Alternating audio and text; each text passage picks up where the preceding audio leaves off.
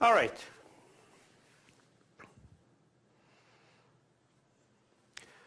Okay, so this is where we basically have been preparing ourselves for the past, let's say, half of the semester to get to.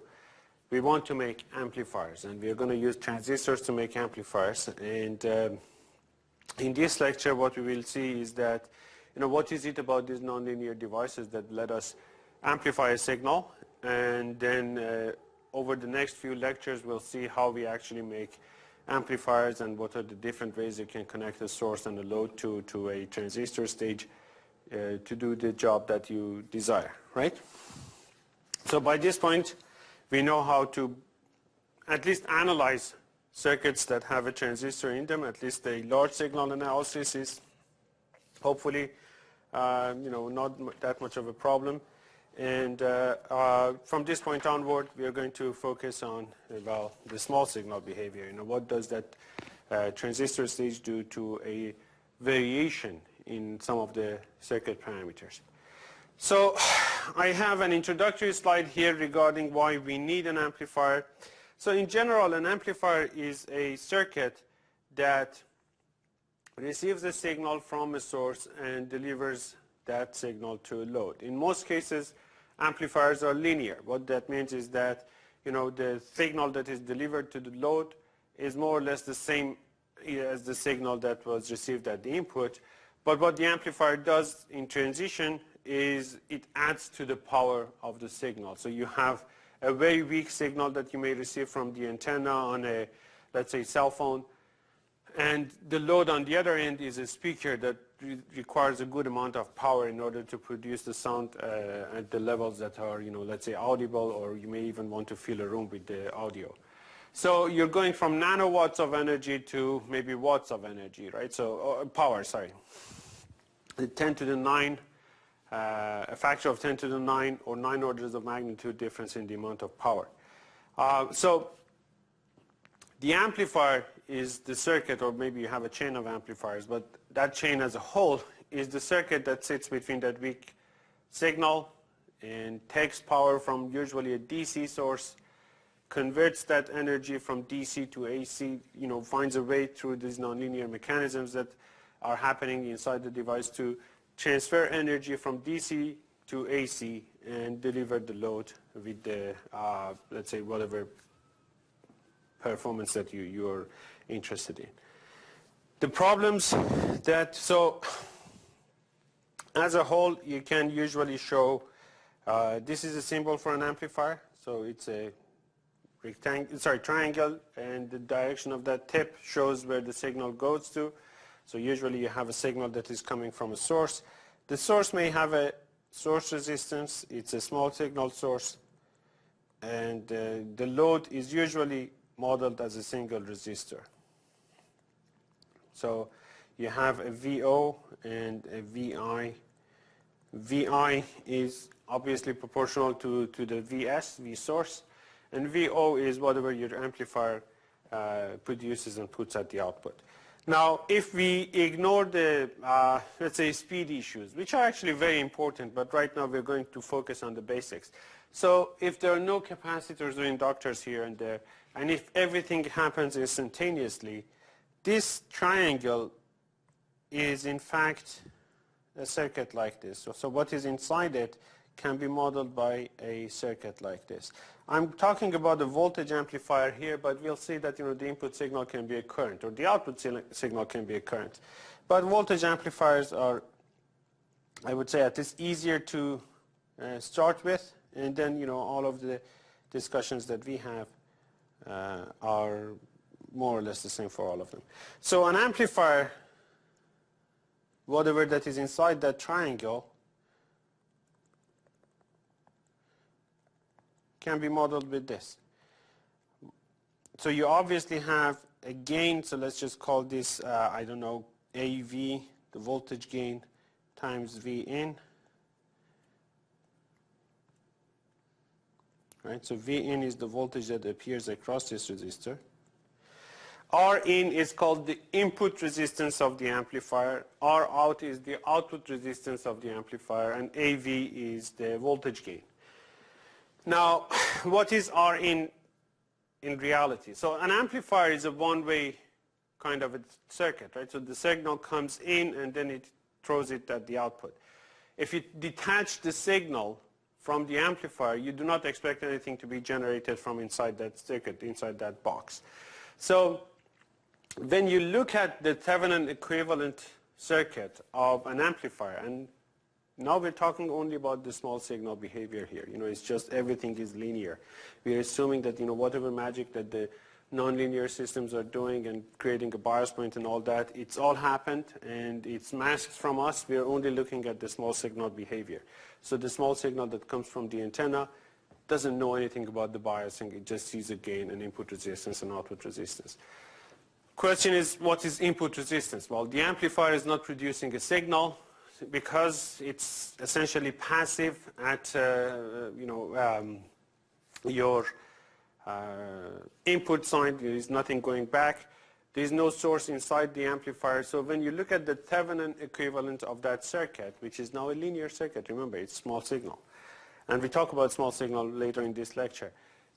All that is there can be modeled as a single Thevenin resistor. So R in represents that, right? So for example, for a circuit like this, if you remove the amplifier and put a resistor there whose value is R in, the source will not notice. The source will not know about it. It just assumes that everything is the same as before.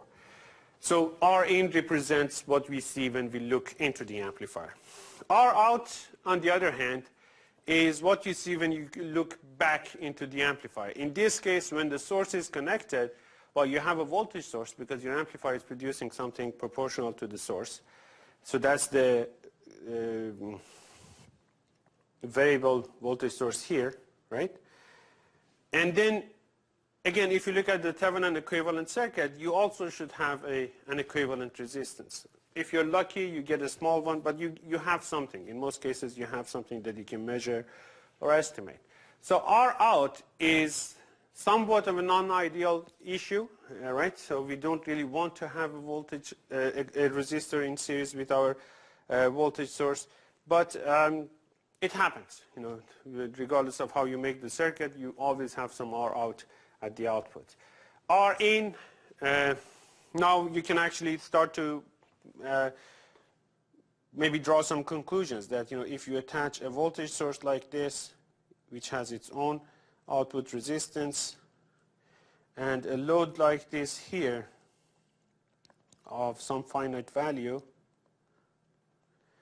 what do you want these values to be? I mean, for the amplifier. R in of the amplifier, do you want it to be low or do you want it to be high? We are talking about, fairly simple cases. So maybe pause for a second and decide that if you're designing a voltage amplifier like this, how do you design it? Do you design it for a very large input resistance or a very small input resistance?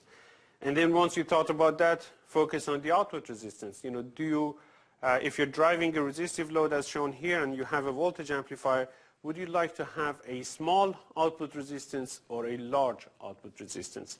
So pause for a second, think about that, and then we'll go back to the lecture.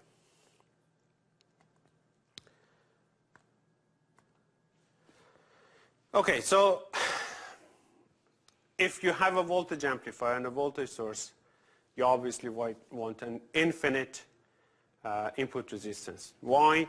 Because if you look at this variable voltage source here, what does it amplify? It amplifies the signal across R in.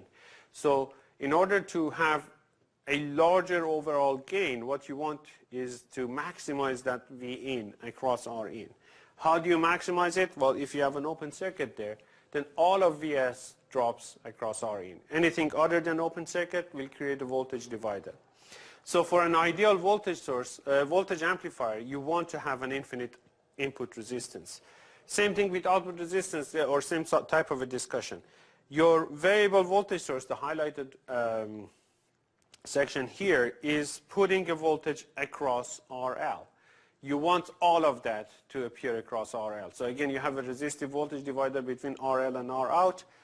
To have the most of that signal appearing across RL, you want Rout to be as small as possible. And of course, you can see that these are relative terms. You want Rin to be infinite. Well, you don't get infinite ever, but what does infinite mean? It means much, much larger than Rs. And you want Rout to be 0, but then again, you never get 0. So what does 0 mean? It means much, much smaller than RL. So if it is 10 times, 100 times smaller, that's practically 0. Rin, same thing. If it is 10 times, 100 times larger than the source resistance, you should be in good shape. Okay? Now, then you design this amplifier, right? So depending on the application, type of source, type of load, you have to go and decide on the values of Rin and Rout, and of course, AV, the gain, the voltage gain of the amplifier. And although you only seem to have 3 parameters to play with or to worry about, there's actually quite a bit of issues that you have to take into account. And on that slide, I have listed a few. Well, obviously, gain, input, and output resistances are your 3 starting points. Linearity of the amplifier is very, very important. In most cases, we just want a simple multiplication in the amplitude of the signal. We don't want to have any nonlinearity, any distortion, especially, for example, your ears are very sensitive to distortion. For an audio amplifier, if they behave nonlinearly, your ears will pick it up, and then you may call that amplifier to be low quality. Or you, in some cases, are interested in high frequency response. So the amplifier that you use at the input stage of a cell phone needs to amplify a 2 gigahertz signal, but the one that you use for your speaker is only 20 kilohertz. And the one that you use for the temperature measurement in a room, well, if it is 1 hertz, it's probably more than enough already, right? So you need to, and then for each one of these problems, these issues, you will have different problems, but for high frequency amplification, it's usually a bit of a challenge. We'll see that the gain and bandwidth for a given amplifier topology usually move in opposite directions. You get more gain from that topology, the bandwidth drops, and if you want more bandwidth, the gain drops. So there is a trade-off there. In some cases, low frequency response is also very important, and especially you want, for example, for audio amplifiers, you want to have a range of 20 hertz to 20 kilohertz. Well, how do you know that you will have a 20 hertz lower end for the bandwidth? Why do you care about the first, let's say, DC to 20 hertz signal? Well, you may want to care about that because there is a lot of noise in that portion of the spectrum, and then you may want to filter it out and not let it go to your audio speakers and all that. So the low frequency response is also very important. When you're designing amplifiers, you need to worry about that. How much power can your amplifier deliver to the load? If you're designing an amplifier for, let's say an audio amplifier, if the load is a headphone versus a big speaker that you use in a stadium, well, those are very, very different types of amplifiers, obviously, right? So, the gain may be the same, input and output impedances, they all may be, on the same range, but the amount of power that is delivered to the load is vastly different. Noise is very important. In most amplifier applications, you have to design low noise amplifiers in order to get the most out of, let's say, your sensor or get the most information about the environment. Or, if you're talking about wireless communications, you can go farther with your receiver. Efficiency is how much of the DC power that your amplifier needs in order to bias the nonlinear devices in the right operating region. How much of that is actually doing useful work to you, or useful job. In this case, if you're taking a signal from an antenna and then delivering it to, let's say, a display or speaker, well, you need to consume some DC power in order to maintain the transistors in their desired operating points and all that. And that tends brings up the issue of efficiency. If you're wasteful, chances are that you're going to deplete the battery very quickly, and the customer will be unhappy. So you have to design the DC biasing parts very carefully, as well as the AC performance issues. Supply requirements, right? So, what is the power supply that is available to you in this particular amplifier design application? Is it just a single AA battery, or do you have access to, let's say, the 110 volt, and you can just convert it to whatever DC voltage that you need? And depending on the answer to that question, your options of what to choose for the devices that you put in between the input and output are going to be very, very different. So a typical challenge, so ignoring a lot of these things that require detailed analysis, a typical trade-off, let's say, triangle or issue is that you have voltage swing. What does that mean? It means that how much the signal at the output of the amplifier can vary, from 0 to 10 volts or from 2 to 5 volts using a 12 volt supply. Then you have gain of the amplifier. How much gain do you get? I think that's self-explanatory. R in, R out, and swing. And actually, I'm going to add bandwidth here as well. So when you design an amplifier, usually gain is your currency. Gain is the money. You exchange gain for a little bit of extra input resistance, or a little bit of extra increase in bandwidth, lower output resistance, swing. We'll see how this can be done, a little bit of it in this course, but in more advanced courses if you're interested in. But gain is the currency that you have in amplifier design. And for small signal parameters, you usually go and trade off gain with something else. You get a little bit more bandwidth, but no lower gain. Or you bias your transistor at a lower current to increase your input resistance, but what that means is that your gain will drop. This is a very common trade-off, right? So for this course that we do not consider speed issues, at the very least you have to be mindful of these, that usually the gain of a circuit also affects all those other parameters that are important to us. So how do we make an amplifier, or a voltage amplifier maybe, using transistors? Let's look at a simple circuit. We have analyzed this circuit before. Let's see what happens if we start varying signals instead of keeping them constant. So what I do is that I put a small signal source here and a DC source. So let's just call this VCC, RC. I take the output from here.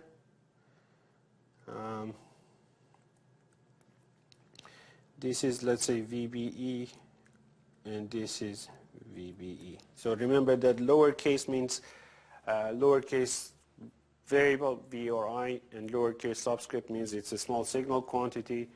Uppercase or capital letters means it's a DC quantity, and if it is a lowercase variable and uppercase subscript, it means that it can have both AC and DC components here. So VCC, for example, here is purely DC, or VBE at the bottom here is purely DC, so they're all capital.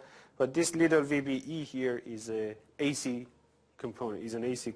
It's a variation that we are showing. And then V out here has both DC and AC components in it. Now, let's solve this circuit in a couple of different ways and see what we can learn. What happens to V out. Let's call this little source here V in. I'm going to call it V in, and then we know it's a variation in VBE. Let's just call it V in. And V out here obviously has a DC component and an AC component. I'm more interested in the small signal component, the small part, the variations, but there's a DC component. So you go and analyze this circuit. You've done this for the assignment. I'm hoping that we can quickly remind you of what happens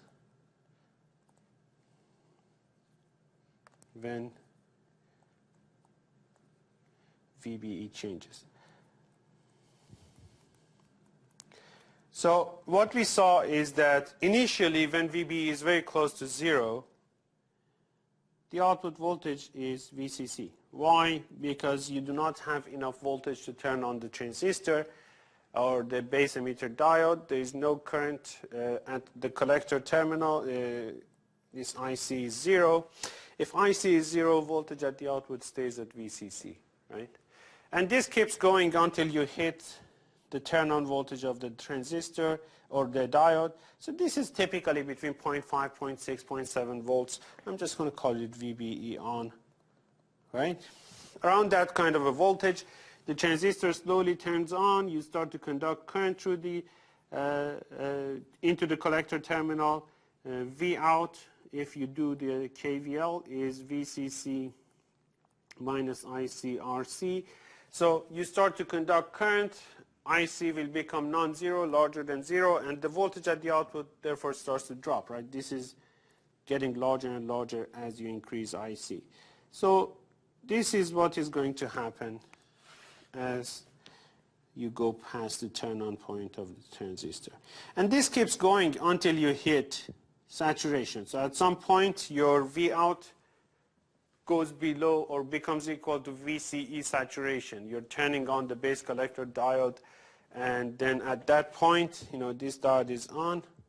At that point, the difference between the input and output is just the turn-on voltage of the base collector diode. The output doesn't change anymore, and you sit at whatever the VCE saturation is, right? So 0.1 or 0.2 volts typically. All the exciting things happen here when your device is in active region, right? Your base emitter diode is on, base collector diode is off. There are changes, the output is responding to the input. If you look at the input before VBE on or after VBE, you have saturation. The output doesn't care about the input anymore, right? But over here, the output is responding to the input and some exciting things are happening. So this is about VCE sat. So if I'm going to have an amplifier, you know, the amplifier has to respond to the input, I have to put it somewhere in that range, right? So I go and pick a value depending on, you know, the conditions for operation that I have. I go and say, you know, I put my amplifier in here. I design it such that VBE naught, let's just call this VBE naught, is this much, and this gives me some IC naught. Okay? This is where all the interesting stuff is happening. You know, my device is responsive to the changes at the input. And then, now my device is happily there, then there is a little bit of change. Now I add my small signal. And, you know, small was relative. We said before for diodes that small meant much smaller than NVT. You know, let's stick with that here. Let's say small means much smaller than VT because N is about 1 for BJTs. And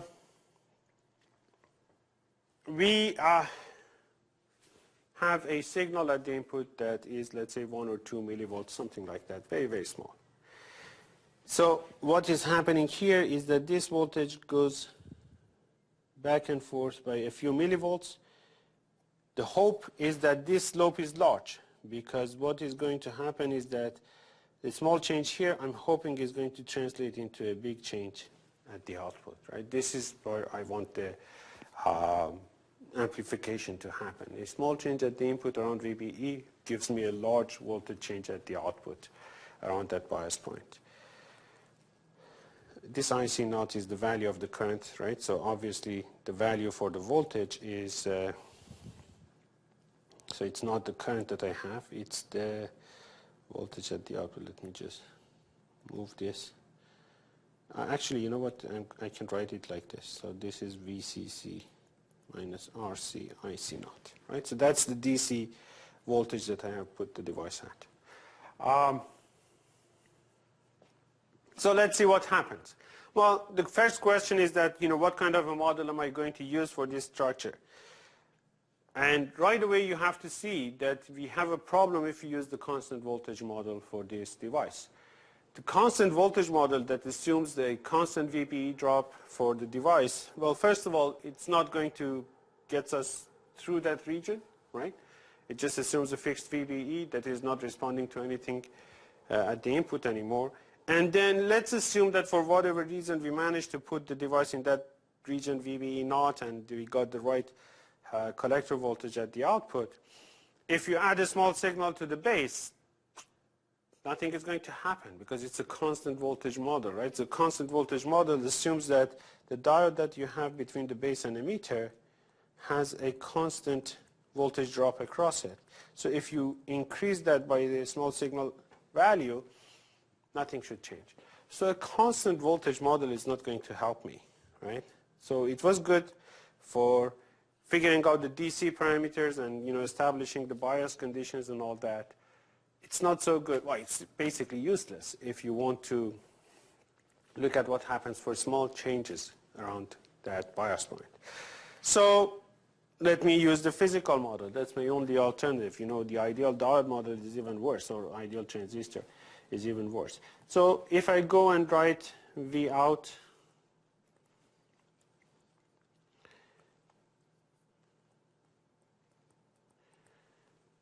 is VCC minus IC RC. But that's KVL, that holds regardless of whether I have a linear or nonlinear device. And then I have the equation for the voltage current relationship for a transistor. So it's RC times IS e to the VBE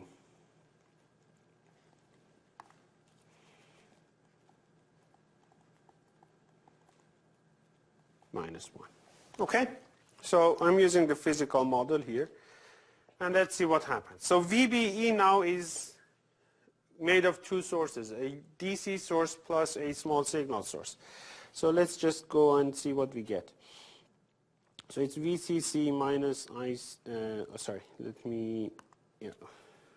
going to be RC times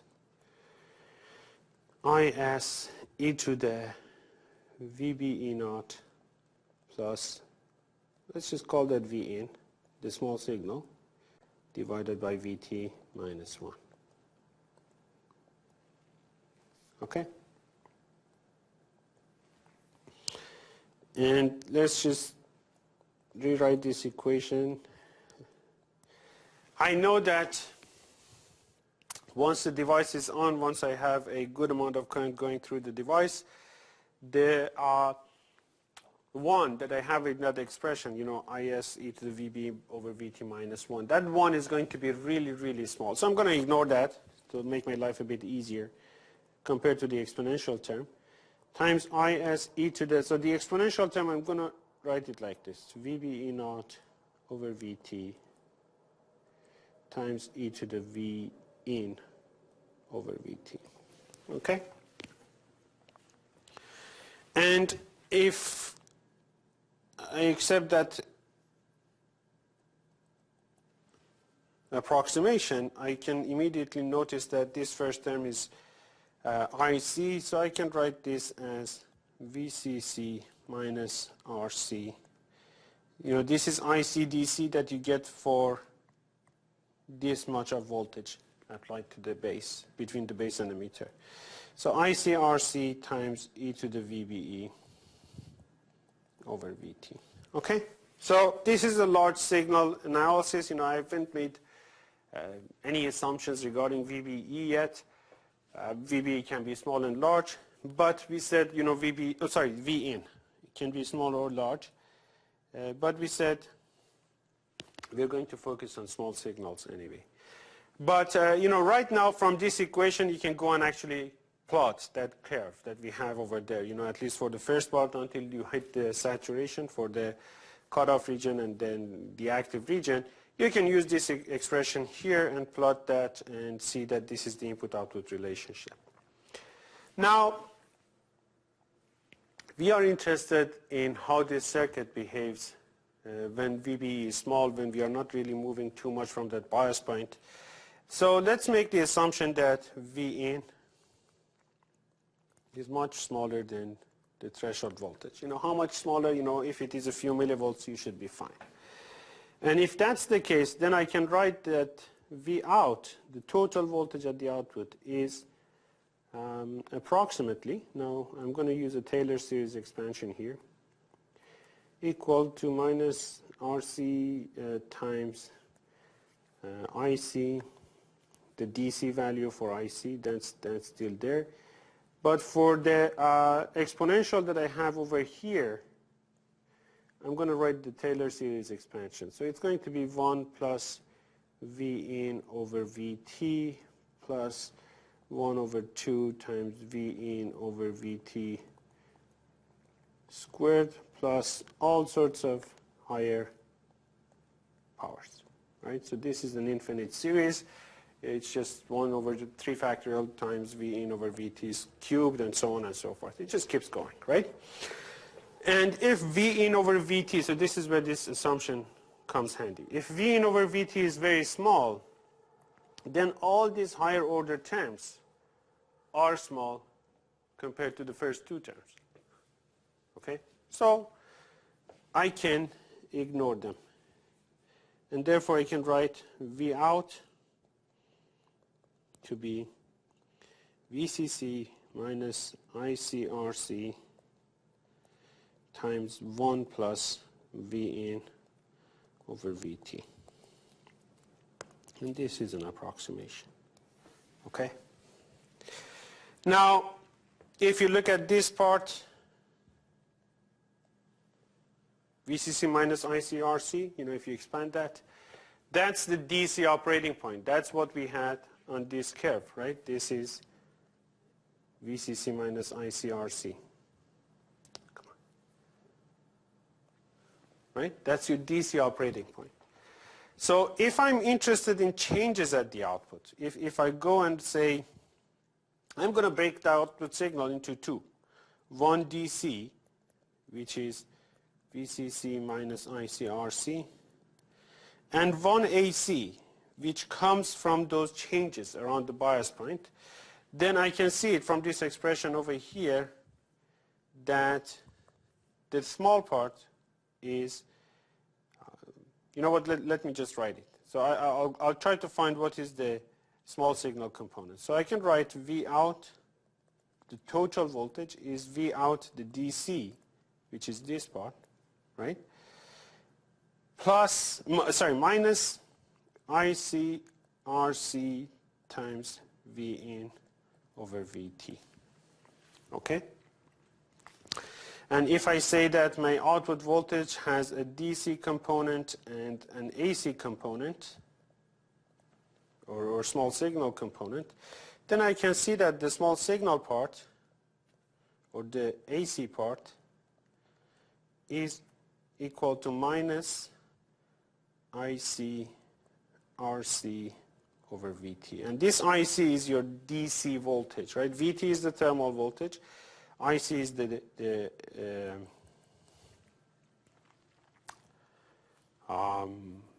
DC current, and RC is a resistor value that we're using, and the circuit is in active region. So I have my DC bias point here, right? But then the small part, the variations, if V in goes up by a tiny bit, the output voltage changes correspondingly. As long as V in is small, I get this much change at the output. It's as if I call this a voltage gain, I have this much gain, minus IC RC over VT. Right? This is the ratio of the output signal to the input signal. Okay. So let's have a look at this and then see what we can learn from this. The first thing we learn, or the first thing we notice, is that it's negative. What does a negative sign mean? It means that if V in goes up, changes at the output are in the opposite direction. So what that means is that the output goes down. Does that make sense? Well, yes. If you go back to this circuit, if V in goes up here, I see, let me write it as a chain. If VBE goes up, IC goes up, V out goes down, right? Because V out is VCC minus ICRC. The current increases. This end of the resistor is fixed. The other end should go down. Your voltage drop across the resistor is increasing. So it makes sense. If V in goes up, V out goes down, it's a negative, in terms of variations, it shows up with a negative sign. Does it make sense on the graph that is shown here? Yes, because the other way of looking at it is that if V in goes up, V out goes down, because you have a negative slope here, right? So the curve is going downwards around that operating point. So a little bit of increase in V in makes V out to go down in value. So that's again a negative, if you're only talking about deltas here, this delta positive is going to give you a negative value here, right? That delta V out, and this is delta V in. So a positive delta V in will give you a negative delta V out, okay? And then the math will say the same thing. So that negative sign means that V in and V out are changing in opposite directions. Increase V in, you decrease V out. If you decrease V in, the V out value will go up. Okay, so that's that. The other thing that we learn here is that the value of that gain is a function of IC and RC. So why is that? Why the combination of these two is going to show up as a gain factor? Well, here is the reason. The voltage here at this node, it's VCC at the top end of the resistor, which is fixed, is not changing, but it's the voltage drop across the resistor that is changing. So when your current source down here, remember the collector is acting as a current source, increases the value, what you see as a change in voltage is proportional to that current multiplied by the resistor that is converting the current into a voltage. So you expect the gain is to be proportional to RC IC. Any small change in IC should give you a voltage change that is, first of all, the current is produced that is proportional to the input voltage, and then that current is converted back into a voltage using RC, and therefore you expect the gain to be proportional to RC IC, right? So when the VT here, it just showed up because we are using the Taylor series expansion, and we're going to see that it also makes sense to have VT over there later on. But this is my voltage gain, right? So if I'm interested in the output voltage, I can say any output voltage, as long as my input voltage is not too big, is going to be V out DC plus this AV times V in.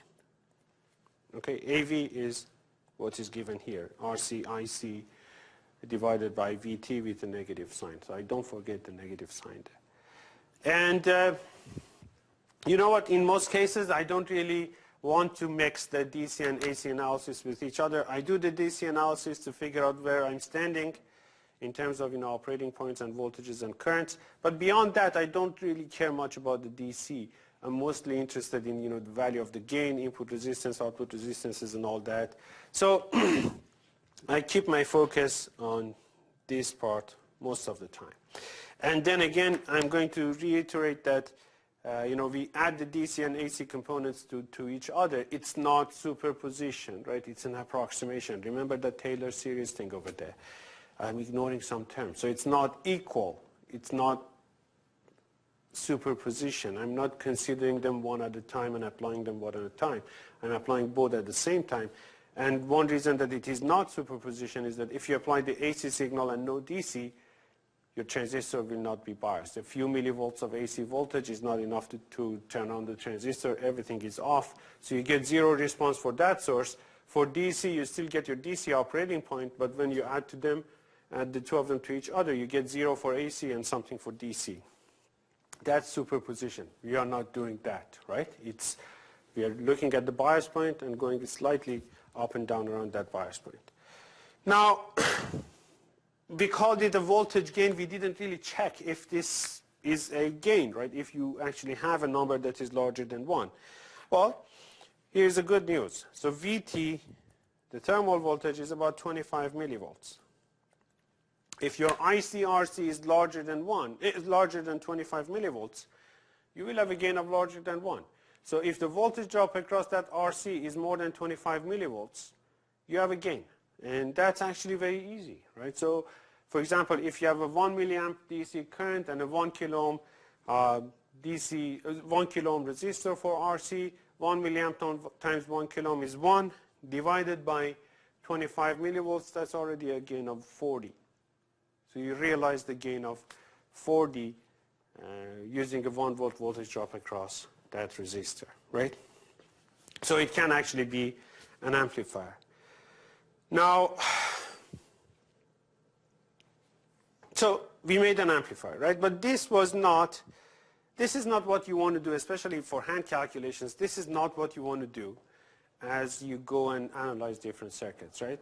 And you can do the same thing for MOSFET. I'm going to actually leave that for you, the MOSFET part as an exercise, so go and do the same thing, and you have the diagrams in your slides, but connect the gate of a MOSFET to a small signal voltage source and go through this whole analysis and then convince yourself that you can have a gain over there. Obviously, the equations will look a bit different. And then NPN and PNP are basically the same. N MOSFET, PNP, and P MOSFET will be the same. But the point here is that I don't want to go through the entire this entire calculation all the time. Especially if you have more than one transistor in your circuit, and you start to get all sorts of nonlinear functions here and there. Using Taylor series can become a bit of a challenge. You cannot be sure that all the voltages and currents are always small. It can become a mess.